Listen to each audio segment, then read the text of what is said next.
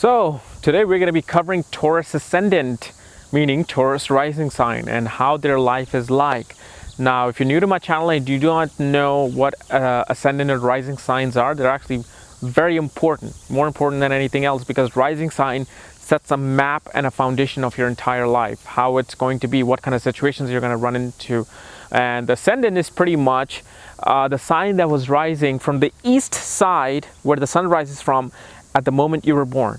So if you were born, let's say at 9 p.m. on your birthday, on the day your birthday is, maybe Taurus was rising from the east side the moment you're born. That becomes your rising sign. So in astrology, there are 12 houses. Each house is controlling a certain aspect of your life, like your family, education, career, travel, and your children, marriage. Okay, that is set. So pretty much, I'm not going to tell you if it's going to be good or bad, because that depends on the planet, how your life will be. But I'm going to tell you the foundation of the situations you always tend to run into, or the way you develop yourself when it comes to, your life map. Okay, so Taurus Ascendant.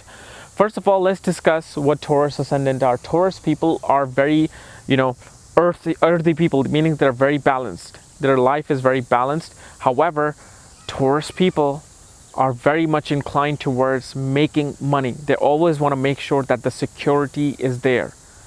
Taurus people always are wanting to make sure that wherever they live, their family lives, they're living well. Taurus people are very much grounded, and they're very practical. They're absolutely practical. And in order to be financially, successful, you have to be practical about things in life. Okay. However, this is just the first house. That's what their personality is. That's like looking at a zodiac sign of Taurus. But let's discuss how the rest of their life aspects are. So Taurus Ascendant, these people, when it comes to their family assets, their family history, their wealth, because obviously their second house represents all this. There's a lot of communication there. Okay, they love communicating with the family. However, there is a bit of a frustration on part of their family environment and how, they communicate with the family, because of the fact it's ruled by Gemini. And Gemini is a dual sign. That one minute a Gemini can think this, the next minute Gemini can think that. So I'm not talking about good or bad, but I'm just saying internally they feel frustrated regarding their family communication, because one time the family might decide, okay, we're going to go to this place for a vacation. Within a day, their family will decide, no, we're going here. While these guys are earth signs, once they make a decision, they want to stick to it. They want to stick to it, and they want to go and accomplish it. So when their mindset, okay, we're going to go Hawaii, and then suddenly their father might say that, okay, we're going to go to, Bahamas instead. Doesn't matter. It's a good thing. It's not like their thing is canceling, but their mindset was set on one thing else, and then now it's here. So it kind of frustrates them internally about their, environment. Now, could it be a really bad environment? Bad, fluctuation from the Gemini energy? Sure. If their Mercury is badly placed, then of course that's going to happen. But but they're frustrated on that part. Also, the reason why Taurus people are so financially savvy and they're all about the materialistic gain is because of the fluctuation of the second house. Because Mercury is a dual sign, one minute their wealth might be up, the next minute their wealth might be gone.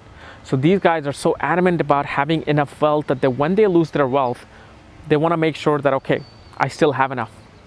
Okay, so that's how these guys, this is why they're so mentally are so, adamant about making that money. Their siblings and the communication with siblings is usually always smooth, always calm, because the moon, the sign of Cancer, rules their third house of their siblings.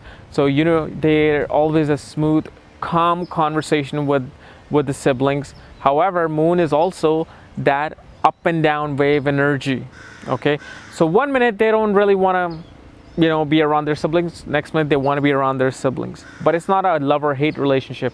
It's just that they sometimes feel up, they sometimes feel down because of that moon tide.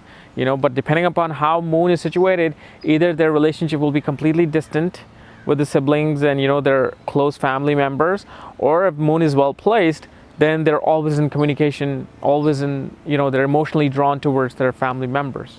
Okay. However, here's a unique part about the Taurus ascendant, is that especially when it comes to a female Taurus ascendant and male, obviously, is that these guys end up becoming the father of the home. They end up becoming the man of the house. So when a woman is a Taurus ascendant, she ends up taking care of the children financially.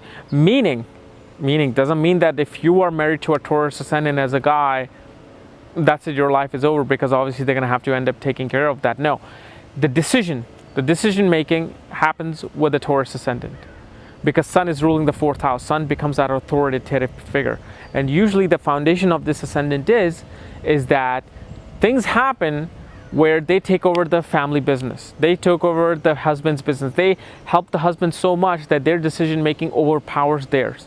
And then the decision making of the kids, how kids are going to do this and that falls upon the Taurus ascendant, whether it's a female or a male. So if it's a female, that's how they take over that, family duty. Their relationship with the kids are very intelligent of Taurus ascendant. They're very artistic, and they're very communicative, and they're very articulate in their approach. And these guys, Taurus ascendant people, most of the time kind of becomes those structured parents, that, hey, they start their kids, they don't want to give their kids that, free ride. But also with the Taurus ascendant, what happens is that they are so busy in their work, whether it's a mother or father, that the children kind of feel neglected in life, because parents are, or whoever has a Taurus ascendant, they're so adamant about, okay, financial security, gotta keep making that money. How do I make the money? How do we keep that money?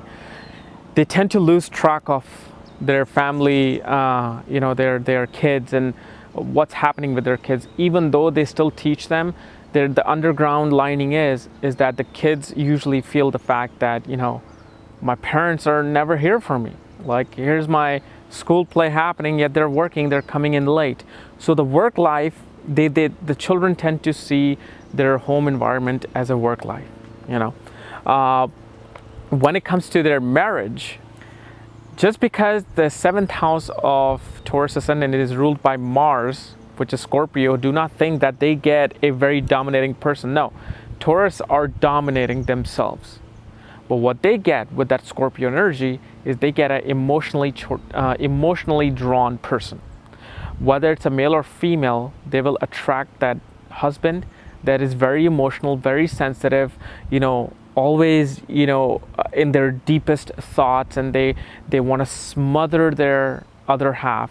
Because Taurus people are very balanced. They want to do everything with balance, with being practical, but their opposite, always will be that esoteric person, that deeply passionate person that will always want to be with them.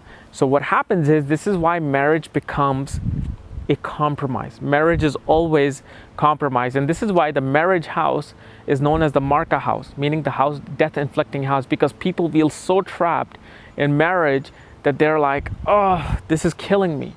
And this is why Taurus people get these kind of people, because there has to be that balance, that yin and yang. They're there to balance you, because you're always about practicality. You don't know what romance is. So you get a person who's kind of romantic, who is very emotional about you. Okay.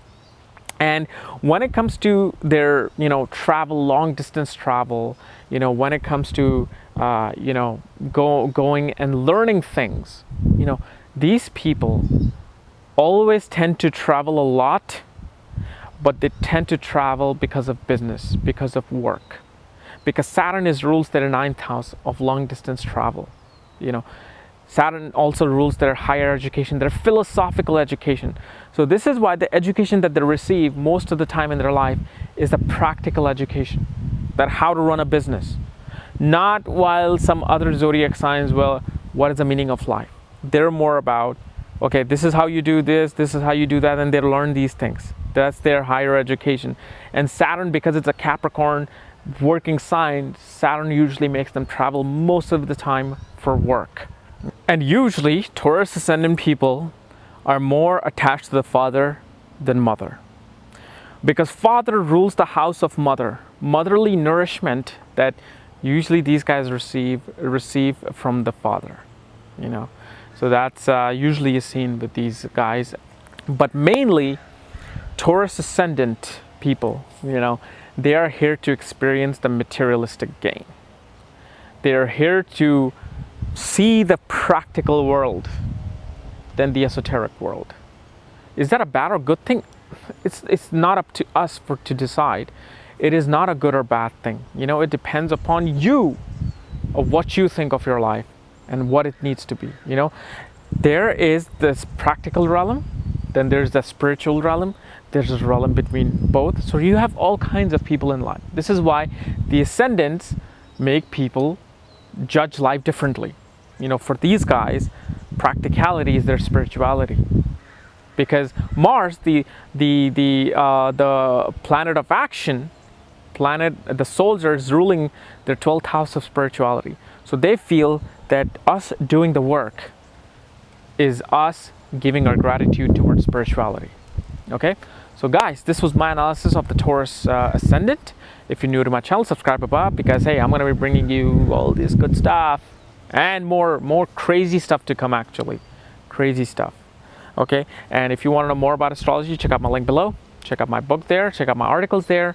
Hopefully they'll enlighten you. Otherwise, I'm going to see you soon. Hopefully on Sunday. Bye-bye.